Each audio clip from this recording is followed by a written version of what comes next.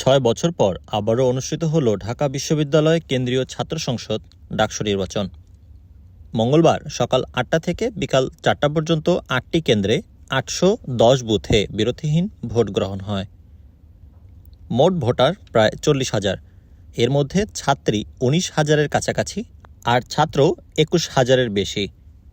ডাকসুর ২৮টি কেন্দ্রীয় পদে প্রতিদ্বন্দ্বিতা করছেন ৪৭১ জন প্রার্থী, আর ১৮টি হলে সংসদের ২৩৪টি পদে প্রতিদ্বন্দ্বিতা করছেন ১,০০০-এর বেশি প্রার্থী। এবারে নির্বাচনে ব্যবহার করা হয়েছে ৬ পৃষ্ঠার ওএমআর ব্যালট।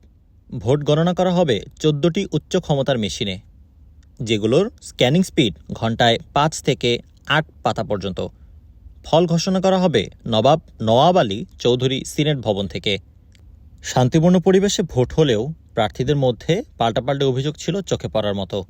আচরণবিধি লঙ্ঘন, দলীয় প্রভাব, এমনকি ভোট কারচুপির অভিযোগ তুলেছেন ছাত্রদল, শিবির, বাগছাস এবং স্বতন্ত্র প্যানেলের একাধিক প্রার্থী।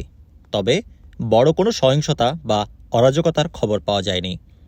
রাজনৈতিক বিশ্লেষক মহিউদ্দিন আহমেদ মনে করছেন, জুলাই গণঅভ্যুত্থান পরবর্তী এই ভোট জাতীয় রাজনীতির জন্য একটি বার্তা বহন করছে।